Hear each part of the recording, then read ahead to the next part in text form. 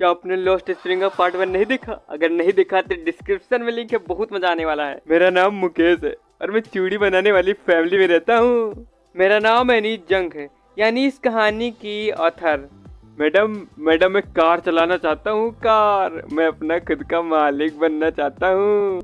क्या तुम कारों के बारे में जानते हो? जानता तो नहीं हूँ, लेकिन मैं सीख लूंगा। मैं फिरोजाबाद की गलियों पर गाड़ी दौड़ाना चाहता हूँ। क्या तुम्हें पता है कि तुम्हारा पूरा परिवार न जाने कितने दिनों से चूड़ियां बनाने में लगा है?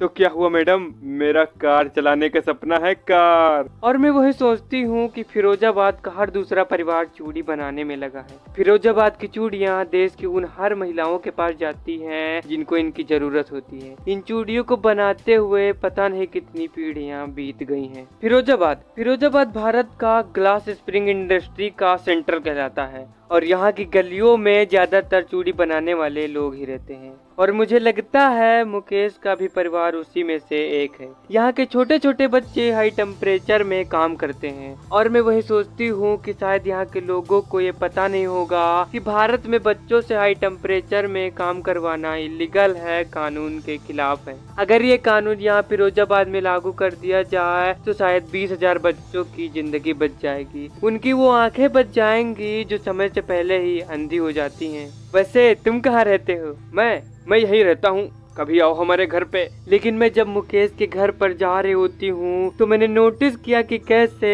यहाँ की गलियाँ काफी बदबूदार और गंदी हैं, जिस पर कूड़ा कचरा ऐसे पड़ा है जैसे मानो यहाँ कोई रहता ही न हो, जिनमें मनुष्य और जानवरों के परिवार एक साथ रहते हैं। मुकेश ऐसे में ही एक दरवाजे के पास रुक जाता है। वह जोर से उस दरवाजे पर लात मारता है जो दरवाजा काफी टूटा हुआ था। जब मैं मुकेश के घर के अंदर पहुंची तो मैंने देखा कि उस हाफ बिल्ट सैक यानी झोपड़ी के एक हिस्से पर एक चूल्हा जल रहा था, जिस पर एक बड़े से बर्तन में पालक की पत्तियां उबल रही हैं। जमीन पर एल्यूमिनियम की प्लेट में कुछ कटी हुई सब्जियां रखी हैं, जो कि एक कमजोर लड़की शाम का खाना पका रही थी, जिसकी आंखों में धुआं भरने के बावजूद भी वह मुस्कुराती है। तभी मुझे पता चलता है कि यह मुकेश के बड़े भाई की पत्नी है, यानी मुकेश की भाभी माँ। वह लड़की मुकेश से उम्र में तो छोटी है, लेकिन परिवार में उसे एक बहू के रूप में आदर मिलने लगा है। और उसी समय मुकेश के पिता घर के अंदर आते हैं। तभी वह लड़की उस टूटी हुई दीवार के पीछे जाकर चेहरे को पल्लू से ढक लेती है, जो कि यह बूढ़ा आदमी पहले कपड़े सीने का कार्य करता था, लेकिन उसके बाद ये भी अपने चूड़ी बनाने वाली जाति में बंधे होने के कारण इनको भी इस काम में लगना पड़ा। लेकिन इसके बावजूद भी ये अपने दोनों बेटों को शिक्षा नहीं दिलवा पाए जिसको इनके बेटों को जरूरत है। उसकी दादी कहती है, मैंने अपने पति को इन चूड़ियों की भट्टियों में अंधे हुए देखा है। क्या कभी इस वंश की परंपरा को तोड़ा नहीं जा सकता? मैडम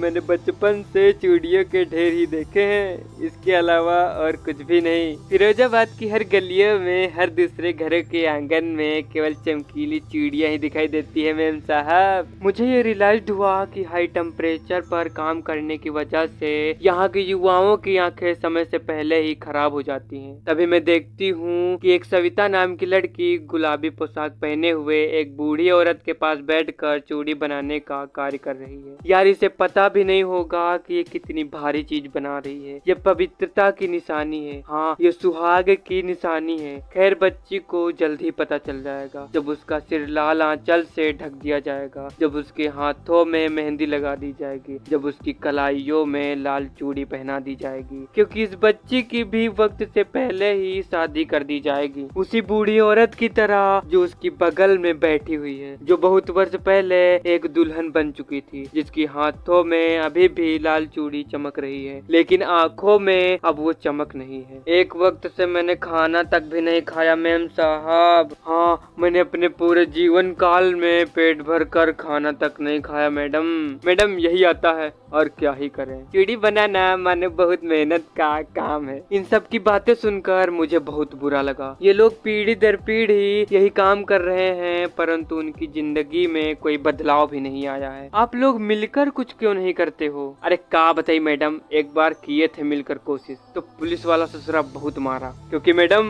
उसमें कोई ऐसा नेता नहीं है, कोई ऐसा व्यक्ति नहीं है जो हम सभी को एक अच्छे नजर से देखता हो। ऐसा लगता है कि मानो फिरोजाबाद में दो संसार रहते हो, एक जो गरीबी के जाल में फंसे हुए हैं, जाति कलंक के नीचे दबे हुए हैं, और दूसरा साहूकार, दलाल, पुलिस वाले, कानून गो और नेताओं ने इन सभी गरीब लोगों को अपने जाल में फंसाए हुए हैं। ये लोग चाहकर भी इससे बाहर नहीं निकल सकते हैं। अगर ये लोग इससे हटके कुछ करने का सोचते भी हैं तो इनके लिए एक बहुत बड़ी चुनौती होगी। यार मुकेश, तू कुछ और काम करियो यार। हाँ, मैं एक मोटर मैकेनिक बनूंगा। हमको बहुत अच्छा लगता है जब यहाँ गाड़ियाँ चलती है। ओए होए, हम भी गाड़ी चलाऊंगा। लेकिन मुकेश, आसपास तो कोई गैराज भी नहीं है, तो तू मोटर मैकेनिक का काम सीखेगा कैसे? अरे है ना, शहर की दूसरी तरफ है। मैं पैदल चलकर जाऊंगा, पर सीख कर ही वापस आऊंगा मेम साहब। क्या तुमने कभी हवाई जहाज चलाने के बारे में सोचा है? हवाई जहाज? फिरोजाबाद के ऊपर से हवाई जहाज नहीं उड़ते मैडम, गाड़ी ही ठीक है, गाड़ी ही। तो हाय एवरीवन, कैसा लगा ये वीडियो? अगर आप सभी को पसंद है तो लाइक, शेयर एंड कमेंट जरूर करिएगा। तो मिलते हैं नेक्स्ट वीडियो में। अगर आपने पार्ट 1 नहीं देखा तो आपको स्क्रीन पर वीडियो दिख रही होगी, तो उस पर आप क्लिक करके उसको देख सकते हो, या फिर आपको डिस्क्रिप्शन में लिंक मिल जाएगा। Bye bye.